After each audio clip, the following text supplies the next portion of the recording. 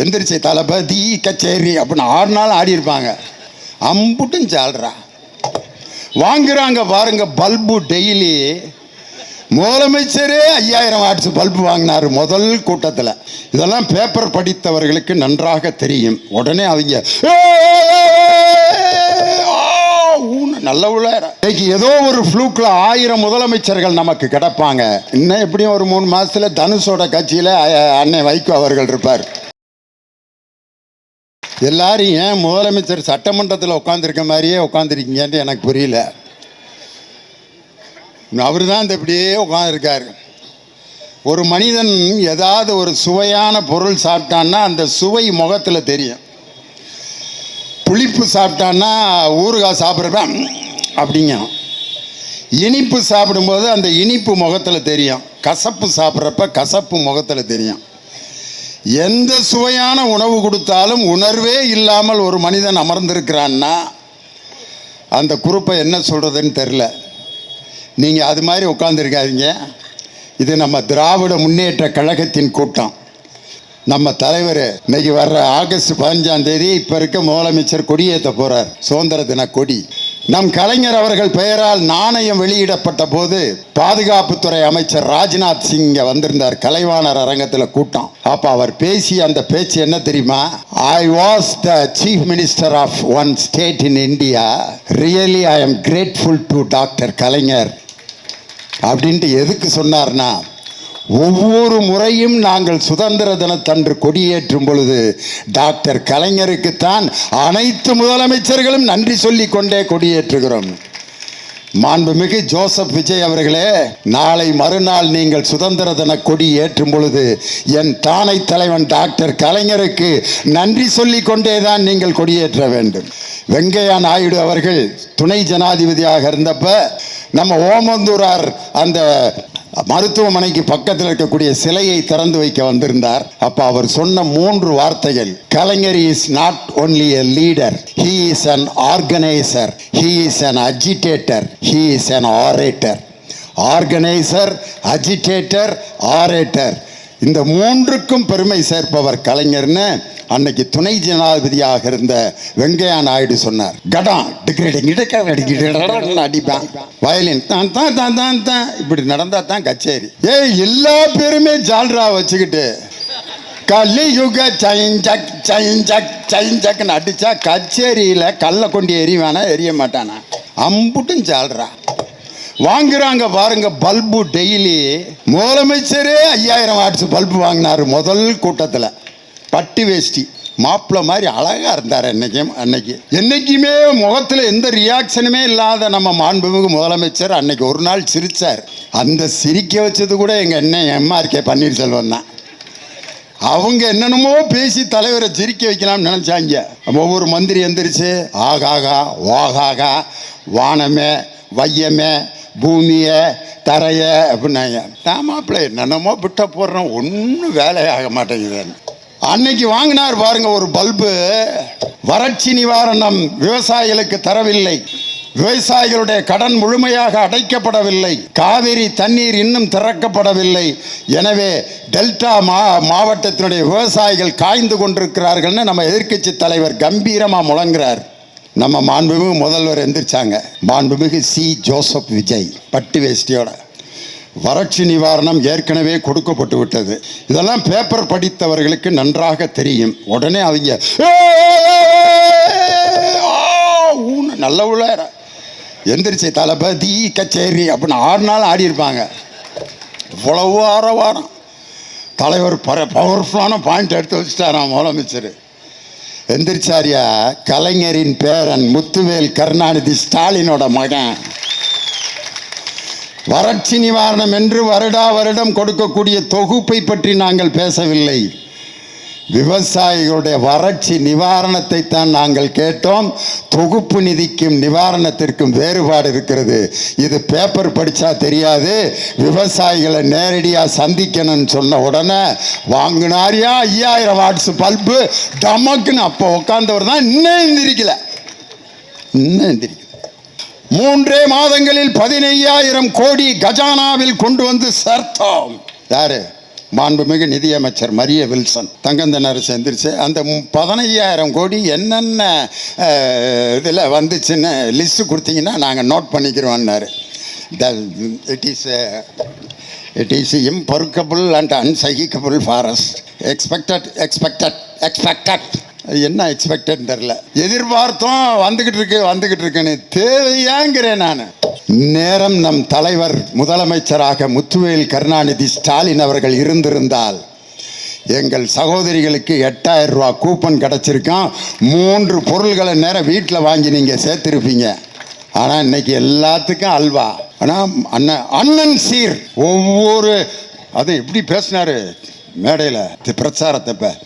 நாங்கள் ஆட்சிக்கு வந்த அடுத்த நொடியே கன்னியாகுமரியிலிருந்து சென்னை வரைக்கும் அனைத்து பெண்களும் பேருந்திலே இலவச பயணம் செய்யலாம். 5 கிலோ அல்வா மாவே இல்லாமல் கிண்டி நம்ம சகோதரிகளுக்கு கொடுத்து அதுக்கெல்லாம் ஏற்கனவே என் தலைவன் கொடுத்த அந்த திட்டத்தில் தான் ஐயா மகளிர் விடியல் பயணம் என்ற விடியல் பயணம் இன்னைக்கு நடந்துகிட்டு இருக்கு. அதுலேயும் விடியல் என்ற வார்த்தை எடுத்திருக்காங்க. விடியல் என்றால் என்ன அர்த்தம்? இருளை நீக்குகின்ற வெளிச்சம்.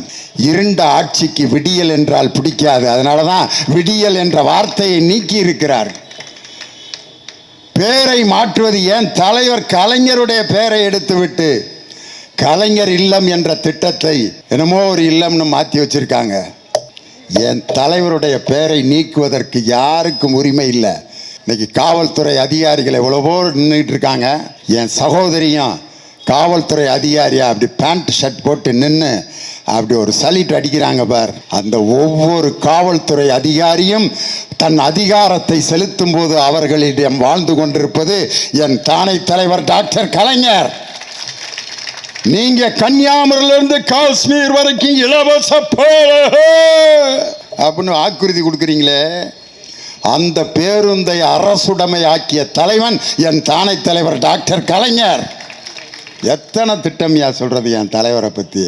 இன்னைக்கு ஏதோ ஒரு ஃப்ளூக்ல 1000 முதலமைச்சர்கள் நமக்கு கிடப்பாங்க. முத்துவேல் கருணாநிதி ஸ்டாலின் மாதிரி ஒரு தலைவன் இதுவரைக்கும் வேற எந்த இயக்கத்துக்கும் கிடைக்க மாட்டாங்க. தோல்விக்கு நான் பொறுப்பேற்றுக் கொள்கிறேன் சொன்னார் பாரு. இந்த துணிச்சல் வேற எந்த தலைவனுக்கு வராதியா. கரூரில் 41 பேர் இறந்த பொழுது இந்த என்னை பார்க்க வந்தவர்கள் இறந்து போனார்கள், இந்த இழப்புக்கு நான் பொறுப்பேற்கிறேன் என்று சொல்வதற்கு துணிச்சல் இல்லாமல் ஓடி ஒளிந்த தலைவர்களுக்கு மத்தியில் என் கழகத்தின் தோல்விக்கு நான் பொறுப்பேற்கிறேன் என்று சொன்ன எதையும் தாங்கும் இதயமான இரும்பு மனிதன் முத்துவேல் கருணாநிதி ஸ்டாலின் என்ற தலைவர் மாதிரி ஒரு தலைவர் நமக்கு கிடப்பாங்களா? எல்லாமே டுபாக்கூராயா. ஜனநாயகன் படத்தில் பார்த்தீங்கன்னா எம்ஜிஆர் அவர் பாட்டுக்கு போட்டோவில் இருக்கவரை தலை அப்படின்னு அவர்கிட்ட இருந்து சவுக்கை வாங்கி, நீயா சொந்தமாக கடையில் போய் ஒரு சவுக்கு வாங்கு, எதுக்கு அவர் கையில் இருந்த சவுக்கை பிடுங்குற? எம்ஜிஆர் அன்னைக்கு எங்கள் வீட்டு பிள்ளையில அந்த பாட்டு எப்படின்னு தெரியுமில்ல, பெஞ்சமின் எனக்கு தெரியாத பாட்டா. சிலர் ஆசைக்கும் தேவைக்கும் வாழ்வுக்கும் வசதிக்கும் ஊரார் கால் பிடிப்பா. அன்னைக்கு காங்கிரஸுக்கு இன்னொரு பேரு காக்கான்னு பேரு. அதனால காக்கைனா அவங்கள குறிச்சிருவாங்கட்டு சென்சார்ல எடுத்துட்டு என்ன வார்த்தை போட்டாங்க தெரியுமா? எதிர்காலம் வரும் என் கடமை வரும் இந்த கூட்டத்தின் ஆட்டத்தை ஒழிப்பேன் பொது. நீ எல்லாமே ஓசி தானா? சவுக்கு எம்ஜிஆர்ட்ட வாங்கின ஓசி. கொடியில் பார்த்தீங்கன்னா 2 யானைக்குட்டி. இது எதுன்னா முத்தூட் ஃபைனான்ஸோட முத்தூட் ஃபைனான்ஸ் பார்த்துருக்கீங்களா? அதிலே 2 யானைக்குட்டி தான். அந்த கொடி பார்த்தீங்கன்னா ஒரு ஜாதி சங்க கொடியான். அவங்க இப்போ கேஸ் போட்டுக்கிட்டு இருக்காங்க. இது எங்கே நாங்கள் 30 வருஷத்துக்கு முன்னாடியே எங்கள் ஜாதி சங்கத்துக்கு இந்த கொடியை போட்டான், இவங்க எடுத்துட்டாங்க 3 கலரை போட்டுன்னு. அவர் பேசுகிற ஒரு வார்த்தை கூட எங்கள் பட்டுக்கோட்டை கல்யாண சுந்தரத்துக்கிட்ட இருந்து எடுத்தது. நெஞ்சில் குடியிருக்கும் அப்படிங்கிறார்ல, பட்டுக்கோட்டை கல்யாண சுந்தரம் இரும்பு திரையில் எழுதின பாட்டு. நெஞ்சில் குடியிருக்கும் அன்பருக்கு நான் இருக்கும் நிலைமை என்னவென்று தெரியுமா, பட்டுக்கோட்டை எழுதின பாட்டு. அதுவும் டுபாக்கூர். எங்கள் உதயநிதி ஸ்டாலின் ஏதோ கூட்டத்தில் மக்கள் பேசியதற்கு பதில் சொன்னதற்காக பெண்களை இழிவுபடுத்தி விட்டார் என்று கைது செய்தீர்களே. ஜனநாயகன் படத்தில் வில்லனை திட்டுவதற்கு ஒரு வார்த்தையை இன்னைக்கு முதலமைச்சர் பயன்படுத்தி இருக்காரு. அதை விட பெண்களை கேவலப்படுத்துகின்ற ஒரு வார்த்தை உண்டான்னு நான் கேட்குறேன்.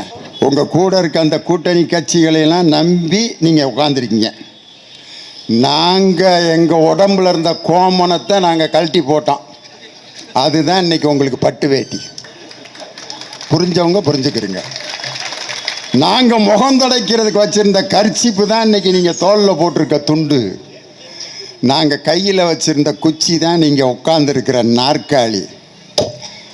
இன்னைக்கு நான் சொல்கிறேன், அந்த கூட்டணி கட்சியினுடைய ஆட்சியில் இன்னைக்கு ஓடிக்கிட்டு இருக்கு. இன்னைக்கு அந்த கூட்டணி கட்சியே ஒன்றொன்னா அப்படியே பார்க்குது, என்னடா அப்படின்ட்டு.